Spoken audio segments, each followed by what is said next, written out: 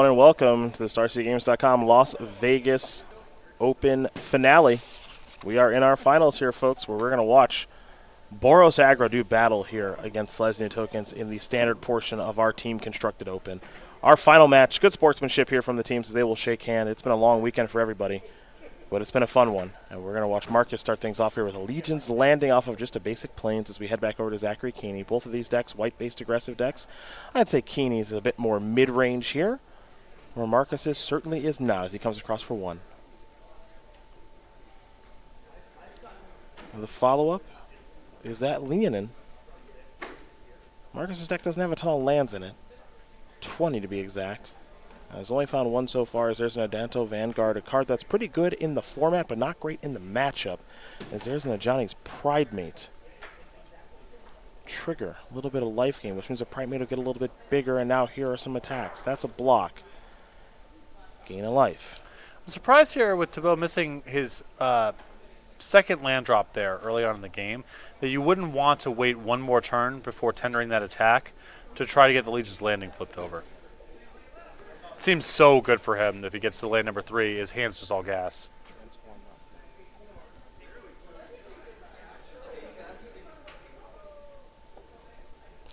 A Plains there from Keeny.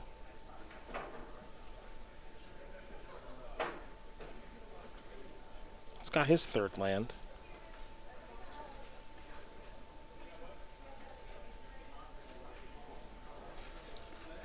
You already see the Sun Petal Grove in hand, so that's a fourth land. I am a little surprised too. I guess I don't quite understand what the rush is. Yep. Because now you're missing out on the ability to transform the Legion's landing next turn. Now here's, there's a Conclave Tribunal. That's actually the proxied one, so I'm glad I brought that up before the match. Otherwise, that would look real awkward. Well, I think the reason, from Thibeau's perspective, to do that is if you think that the 1/1's just going to be no good in combat next turn. That's a lot of those Legion landings. It is a legendary enchantment.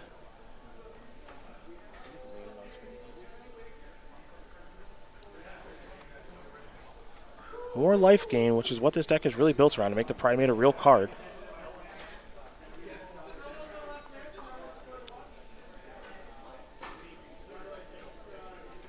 Adanto Vanguard's such a fascinating card to me because it's pretty bad in these kind of matchups, but it's good in a lot of other places. Yep. I mean, it's good on offense but blockable, and ostensibly good on defense but pricey and sometimes ineffectual. There's Leonin Vanguard. Not something you see in every Boros aggro deck, but this build of it you certainly do. At the beginning of combat of your turn, if you control 3 or more creatures, Leonin Vanguard gets +1/+1 until end of turn, and you gain 1 life, which of course helps with Ajani's Pridemate, and actually it getting bigger probably doesn't hurt in some matchups. No, I think in the mirror or similar decks, you run into 1/1s quite a bit, so I don't think the pump is for nothing. There's land 3. All right. So that is a Venerated Loxodon, which is going to grow these creatures. At the beginning of combat, +1/+1, gain life, pass turn back. Back over to Keeny, who has drawn a Legion's Landing. Looks like that's going to be the play this turn, with a little bit of flourish.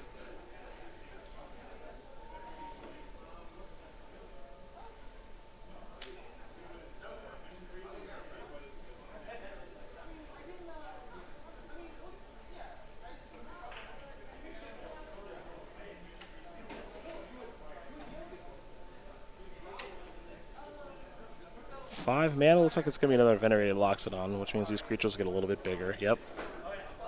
And then 2 4/4s back on defense. So. Yep, hoping the Loxodons can hold off enough of the offense here to try to turn the creatures used to convoke into real defensive tools the following turn. Mm-hmm. Kind of unique gameplay. Benalish Marshall. Okay. Just send it in. Just ship it all in. Well, you asked for it, you got it. I mean, I'm on board. Yeah. I'm on board. Marcus's Venerated Loxodon's a 5/5. It's going to beat the other ones in combat. The other creatures are just 3/3s. I guess the Leonin will actually turn to a 4/4. Right. Well, yeah, it's you may not want to send the other token because I think it just blocks on both the tokens is too good for Keeny here. So swallow up 1 if you want to, and then you got to trade off or chump otherwise. Yep. Yeah, I like this attack. Yeah. I guess the alternative block now is double block on the Venerated Loxodon, which is what Keeny decides to do here. Okay. So they'll trade. Some damage will get through. Odonto's on the battlefield. Pass the turn back. We'll let you know that Cyrus Corman-Gill won game number 1 very quickly against Casey Lancaster. Storm versus Lands. We have a feeling our Storm player is going to win that one, especially on the play. I'm actually surprised game 1 took as long as it did in terms of minutes spent. Sure. Oh, there you go. A nice new Conclave Tribunal. History of Benalia. 2-2 Vigilant Knight there. Pass turn back. Let's head it back over to Marcus. This is my concern about the build, with Venerated Loxodon here from the Boros aggro side is I think that even if he spends time growing his creatures, that's unlikely to be good enough. I think he needs to be just pedal to the metal as much as possible because he's not going to be able to outsize Keeny on the battlefield if the game bogs down at all. Well, the longer it goes, the worse it is. Yeah. Right? Unless there's a flyer involved, and as you mentioned at the top, there's just not that many flyers involved in the deck. Yeah, it's a much lighter build here. And now it's, Thibeau's start was pretty explosive. I mean, he missed the second land drop there, but otherwise he's been humming. Attacking every turn. Keeny's had to take some lumps here, sitting back on defense, trying to set up blockers for following turns. And now we're here, and it's like, can Thibeau get through the last 4 points? It's not totally clear. Mm-hmm. That makes you wonder, does Marcus have a Healer's Hawk or anything? Now, there's a History of Benalia, so that's something to set up and work towards, I suppose. But, if we're talking about Chapter 3 on that, that's 2 more turns for Keeny to do stuff. Right. And now there's a Skymarch Aspirant. Well, that's okay. That's the trick here is getting a flyer. And I believe he has a City's Blessing. 4 lands and a whole bunch of knuckleheads. Yeah, he should be good on that. And now it looks like we're convoking. Trying to figure out what to convoke with, but it looks like there's some convoking to be done. Yeah, I would prefer, if possible, not to leave back in such a way that it's... Oh, never mind. It's a Conclave Tribunal. Okay. Get back to Johnny's Pridemate. Okay. Trigger, which will grow the Pridemate here. I suppose what I like about this line from Thibeau, not that I'm super enamored with, getting back your Pridemate when the ground is this locked up, is trying to make it so there's no profitable attacks to be making with the Vampire, because Keeny's going to need to cash that in for some life to survive combat, either the following turn or the turn after, and you don't want that to trade profitably or get an opportunity to attack a second time. So leaving it back as a 4/4 on defense makes it really hard for Keeny to do anything with it other than chump attack next turn. Well, History of Benalia is going to generate another token here. Thibeau will draw a card. Now, it looks like he's able to deal 3? Am I looking at that right? Yeah, I think it's just the Marshal and the Flyer. That's the only... I mean, he can get really ambitious and try to attack with a bunch, but I would not. No, I'm curious. Is it a March? Yeah, so it's a March. And I think he's got March plus Flourish. Yeah, and that's a huge swing. Goes without saying. That is a huge swing. Now, I think I might be incorrect about that, because I think what might be happening here is he's missing the 6th land. Now, this creates white soldier tokens, so History of Benalia is not going to positively interact here. But that is March of the Multitudes. Very powerful mythic rare. A card you actually felt when it was previewed was really, really good. Yeah, I think people just underestimate X-Spells because they sort of think about the game in idealized terms, and the idea of, oh, what if I flood out, is not something that is on people's radars. Mm-hmm.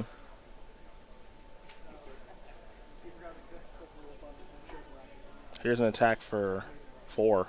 So I think the goal here is to gain enough life to survive combat on the way back, and then hopefully you can flourish and gain a ton and maybe make some inroads on the battlefield. I think it's going to be really hard to do that, especially with Thibeau at 31. He can afford to allow a lot of it to come through. Yeah, this is kind of interesting because all it takes is one more spell. assuming Keeny's light total is correct, he's at 1. He's going to go up to 4, it looks like. So all it takes is one more. Maybe another Banalish Marshal, some sort of +1/+1 effect for Sky Marcher Aspirant to get the game over with. But we'll see. Sapling Migration.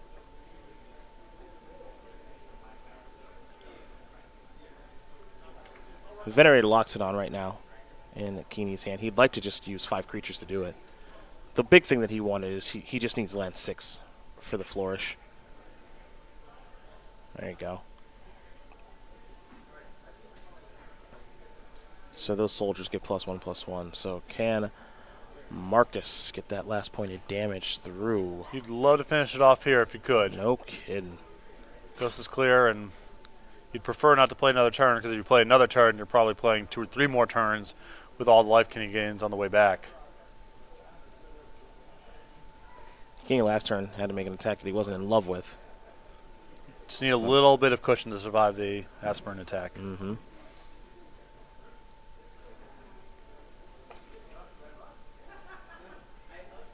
It doesn't look like Marcus drew a way to pump up the Sky Marcher. I think he's looking to see if there are any other attacks to really be had here. I think the answer is no.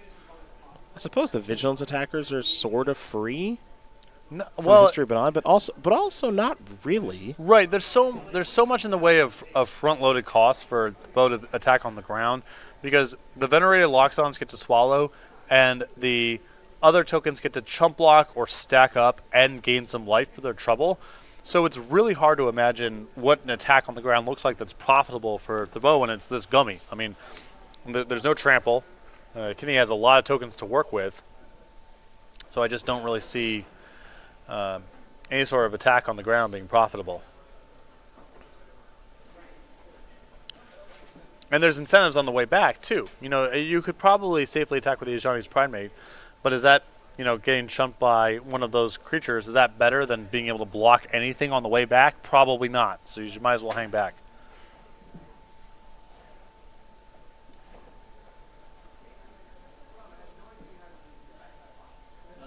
All right, transforming after attacking.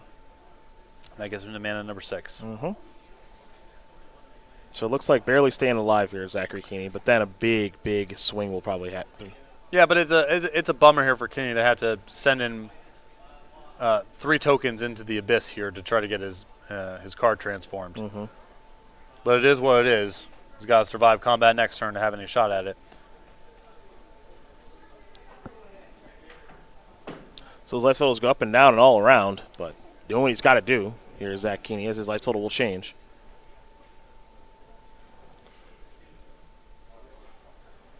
There's Sapling Migration.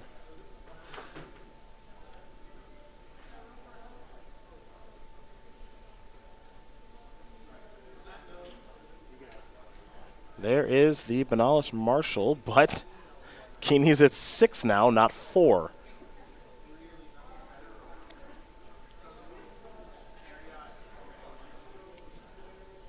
Yeah, same setup as before. I just don't think it's that profitable to be attacking on the ground. I guess the argument now for attacking on the ground is if the card I'm worried about is Flourish, it's probably better for me to get some chump blocks here than try to defend myself the following turn. Yep.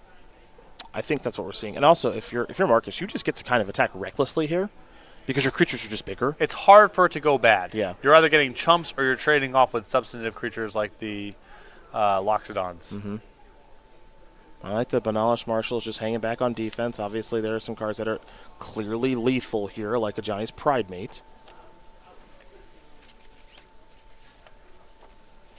I think Thibeau has played a pretty nice game here so far.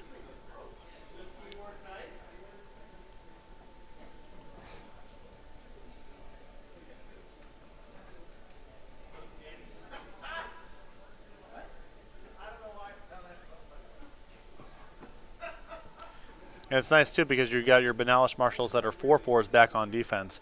And any action that Kiihne wants to take is going to turn his tokens into 3/3s. So you got a lot of safe blocks on the way back, too.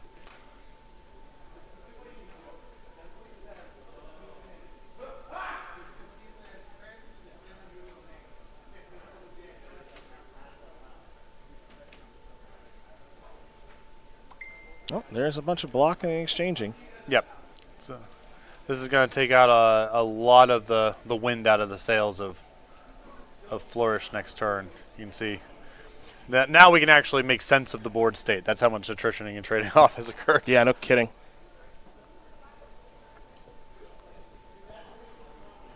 There's Flower Flourish, but I don't think it's going to be enough to get the job done. And it looks like Zachary Keeny is going to concede this game, as Marcus Thibeau is going to win game number 1 here with Boros Aggro over Zachary Keeny and his Selesnya token stack. Just wasn't quite enough, and you saw some of the power of the flyers there for Marcus Thibeau. As we take a look at the sideboards, we've seen Keeny sideboard so many times this weekend. One last time doesn't hurt. 4 Noahide Ferox, 3 Baffling End, 3 Knight of Autumn, 2 Vivian Reed, 2 Cruel Harpooner, and a copy of the Immortal Sun. I like the Baffling Ends. That's about it. I like additional The Harpooner. stuff Actually, the Harpooner. There's enough flying here, I think, for to get busy with that. I'm into the Harpooner. I also like the Immortal Sun, too, if you can get to it. 6 is just... It's okay. a one of. Okay. It's a one of. It's a fun of. Even better. It's a fun of. Tactile Honor Guard, Baffling End, Experimental Frenzies are all 3 ofs, along with Aurelia. Exemplar of Justice is a 2 of. A Johnny, Adversary of Tyrants is a 2 of.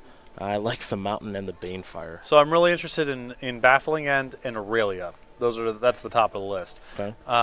Experimental Frenzy, if you think the game's going to really drag or gum down more post-board, I'm not necessarily sure that's going to be the case. I could see being talked into that too. But I think it's still good for Thibeau to just try to be as aggressive as possible. And Aurelia, Baffling End, some removal, and a flyer that's not the easiest thing for Keeny to manage. All right, fair enough. Those are the options there for both players. You see Bant Spirits and Dredge are still going at it right now. So let's turn our attention to that cube draft that we've talked about a couple of times that's taking place at SCGCon Winter. For you cube fans out there, I'm sure you've always wanted to play in a real cube tournament that's fully powered with real cash prizes. Well, we'll have that there at SCGCon. 8 qualified players will booster draft a fully powered 360-card cube designed by Star City's own Justin Parnell of Commander vs. Fame. $10,000 in cash prizes. Best of all, there's going to be live coverage of this tournament. Those qualifiers will take place all weekend long at SCGCon, so find the one that's best for you. We'll have them across multiple formats. You can find all that information over at starcitygames.com/SCGCon, and because this cube is 360 cards, we're going to draft them all. All of them. We're going to open them all. Everything. Black Lotus, Mox Jet, Mox Ruby. Ancestral Recall, Time Twister that you'll probably pass. Plateau. Why did you mention that one? Just it's got the cool art. For your mono red maniacs out there, I wonder if there's a mono red. Plateau deck suggests in a this second color. That's true. Red splash white or vice versa. Mox Ruby. Yeah. Granite Gargoyle. Probably not. Probably not. Granite Gargoyle. Sedge Troll. Let's go with Sedge Troll. Bad lands in Sedge Troll. Did you have a conversation with Justin I don't know about for this cube design? I have not. Okay. I wouldn't even call these suggestions necessarily. Just hopes. Okay. Dreams and wishes. StarCityGames.com/SCGCon. Registration is now open. You can register for our cube qualifiers to qualify for that cube draft. But be sure to check back often because we are going to have more announcements, like the fact that if you do win the Invitational, you qualify for Pro Tour Cleveland as well. December 7th through the 9th at the Berglund Center in Roanoke, Virginia. Going to be a good time that weekend. And do keep in mind that tomorrow, it looks like Justin Parnell's total breakdown of the cube and all the contents will be going live on the select side of Star City Games. The full breakdown. As well. The vision, the strategy. Break it down. There he is. Yeah. Old Seji. Yeah, you got the right art, too. Right frame, right border, all of it. Thing is hideous. Troll gains +1/+1 if controller has any swamps in play. No line break, just separate power. Regenerates for a black. That is just a hideous magic card. Combo with Badlands. It's like Curdape. It's a precursor to Curdape. Mm-hmm. I dig it. Sweet. This is Badlands. It's good with Central. And other cards. You're a heck of a deck builder. I know. Been at it for a long time. You really can't get anything by you as far as combinations are concerned. That is why I'm here. We got updates here for you. The number 1 overall seed, they all won game number 1. They are in the driver's seat. It's almost like seeding matters. Yeah, like trying to play for the first seed is, all right, well, the draw Being on the draw, not a problem either. And now I'm being informed that Cyrus won Legacy 2-0. So we got one more to go. One more to go, looks like.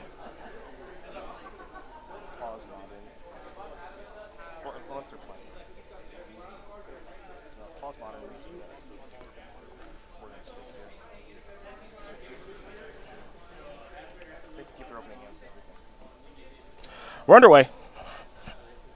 Our modern match is on pause. We turn our attention here. Healer's Hawk versus Amara. We don't want to see someone win the tournament and not have it be on camera. So if Marcus wins this game, boom, boom, tournament over. Yep. Champs are here. Healer's Hawk coming across for one. Looks like it's 21-19 in favor of Marcus Thibeau. That is a history of Benalia. 2-2 Vigilant Knight token, and we're heading back over to Marcus.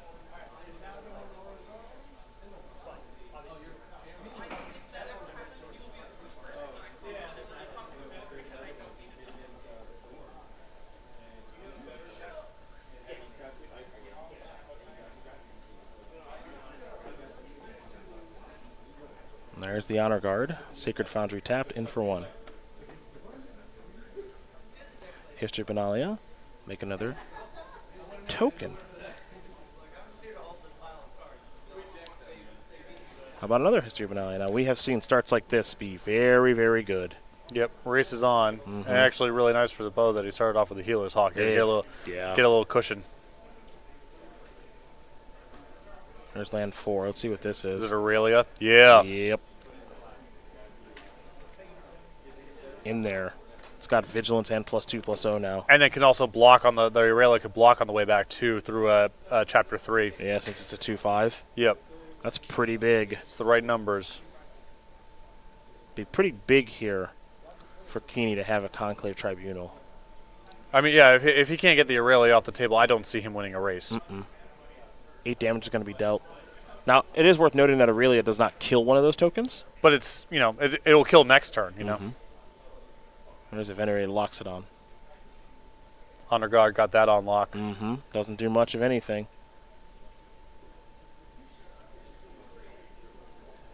Beatdowns.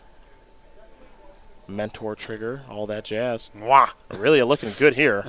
A lot of the time, these white-based aggro decks, there's another Healer's Hawk. Now, it's just going to dump some Knuckleheads out here. Quick count. Play a land for the turn. Yes, City's Blessing, all that jazz.